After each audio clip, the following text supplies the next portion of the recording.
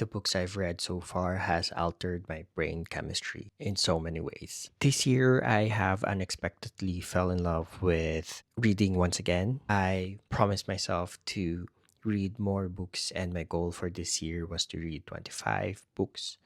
And so far, I have exceeded that goal, and it's only been like the first quarter of the year. And so far, for the books that I've read, I would say that the choices I've made has really been good with the genres I've decided to read. What was surprising was I'm leaning more into fiction books, obviously, than nonfiction, just because for fiction books, it has really tugged my emotions quite well. The stories are amazing, and this made me realize a lot of learning lessons from experiences of the characters that the authors have really written for the reader. And also, fiction tends to stay with me longer than nonfiction. It's just a learning experience, actually, to find that there's more to just the stories of this person. It's the experience that you get from reading this book. So far, these are the books that I've read for the last 3 or 4 months. The first on the list was Hunger Games, the series. I've currently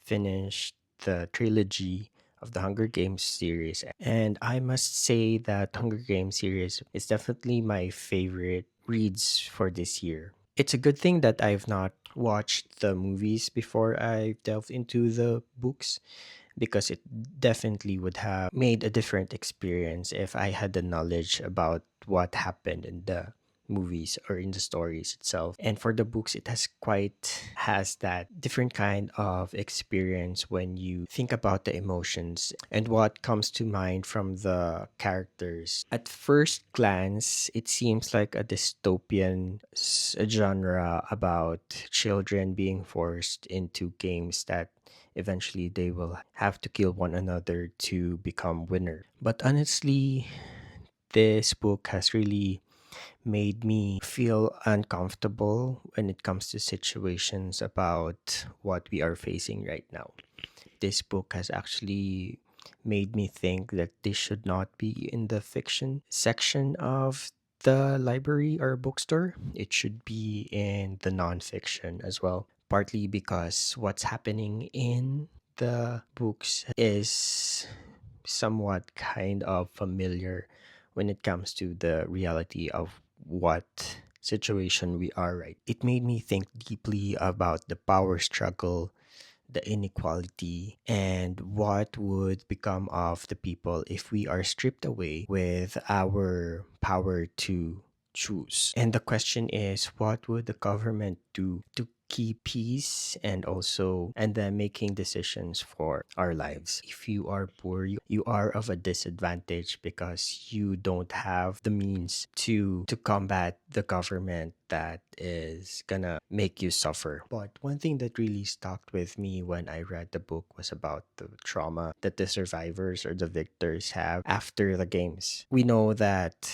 we have PTSD, or post traumatic stress disorder, which is a term that is given to those that survive the war, especially for soldiers. But this book has really delved into that kind of trauma that I think anybody of us doesn't even realize it is in there. It made me reflect on the traumas that these survivors or these victors have, and also how we really don't know the gravity of the person that is experiencing these kinds of trauma unless we are in their shoes. This book has really made that known to everyone that traumas are really serious and something that we have to look upon, and be more understanding when some of us experience this. I think this book has really stuck into my mind for a very long time, and this will be one of those books that I will be reading again and again because of how relevant it is. Next are some of the other dystopian books that I've been reading, because I have been inclined to read most of the banned books that some people or some in the power are really keen on to letting us not read. So for this ones, we have Fahrenheit 451 and 1984. Reading Fahrenheit 451 and 1984 has really made me question the things that's happening around us, which is quite a reflection of the ones that's written on the books. Been in circulation for quite a while, more than 50 years probably. Some of the concepts of the books are still quite familiar and very relevant to what's happening in today's climate. It made me felt uncomfortable because are we getting very political, or the government or the ones in power are just trying to manipulate us with propagandas and making sure we are not as critical thinking as they think we are. Both of these books revolve around concepts of censorship, propagandas, and misinformations and control of information. I believe that after reading this book, I have been more critical with the information that I get. Having my own thoughts and opinions really matter because this will stick with you when you come to terms with issues that really are affecting everyone. If there's one thing that these books reminds me of is that power lies in the people. Mind are very powerful. Critical thinking also matters. And I believe that reading books that challenge our values and our opinions might be one of the best tools we can have, especially in this world with overwhelming information. Next one is Nightingale. This actually destroyed me in a very beautiful and poetic kind of way. This book is set in World War II in France, wherein two sisters are navigating their lives as this war is unfolding before them. And the story just captured my heart with so much passion that I was in tears for the longest time after this. I was thinking about this book even a week after I have finished reading it. And this book is gonna be on film, or it's gonna have a film adaptation probably in the next few months, and I'm really excited to watch it. What made this very impactful and very poignant is how immersive it felt, and you can really feel the emotions and how each one or the sisters feel at that moment while trying to survive the war. And it also reminded me that not all heroes wear capes. Sometimes they wear espadrilles as they traverse into the borders of France and Spain. And most of the time heroes are just ordinary people, wives, children, sisters, and I admire the sisters for risking their lives to survive and to help others who are in this time of war. Also, being brave and courageous doesn't always have to be dramatic and loud. Sometimes bravery looks quiet, and most of the time history is shaped by people whose names we don't know. Number 4, it's Project Hail Mary. Now this one has is a revelation for me because I'm not really into sci-fi novels, just because some of them are really quite overwhelming and daunting for me when it comes to scientific terms and all that. It bores me at times. But for this book, Andy Weir has really made it digestible for ordinary readers to navigate through the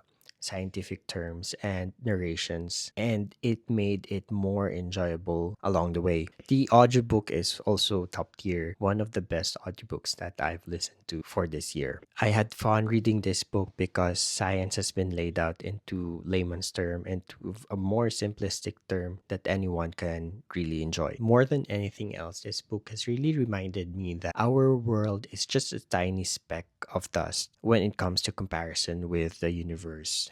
We are very tiny. The earth is a very tiny specimen compared to how vast and grand the outside world is, or the outside space is. And weirdly enough, this has comforted me, because in some ways, our problems is no bigger than the universe that we live in. It feels like the universe is bigger. It made me sometimes, when I feel like challenges happen my way, I just remember that the universe is bigger than our problems. Number five is Nevermore series. And I must say that if you ever want to go back into your childhood, please read Nevermore series. This series has made me rediscover the magical feeling I had while I was reading the Harry Potter series. And honestly, I haven't felt this kind of excitement in a long. The world building is rich, imaginative, and genuinely fun. And no matter how old we are, part of us really still wants that magic. Number six is Wuthering Heights. This year, I challenged myself to delve more into classical literature and novels, and I have started myself with Wuthering Heights, a gothic romantic novel set in the 19th century. I'm not gonna lie, I had a hard time starting this book because of how different English literature was in 1800s or the 19th century. It's quite intimidating and probably a little bit more of practice and some learnings, as well as to how English literature was when it was in the old English times. For me, I just realized that probably when I was in college or in university, I should have learned more about English literature and should have been in my courses as well. Just because you need to have a background about the literature itself before diving yourself into it. Overall, this I would say that I am inspired to explore more on the classical series or classical novels, just because they have survived generations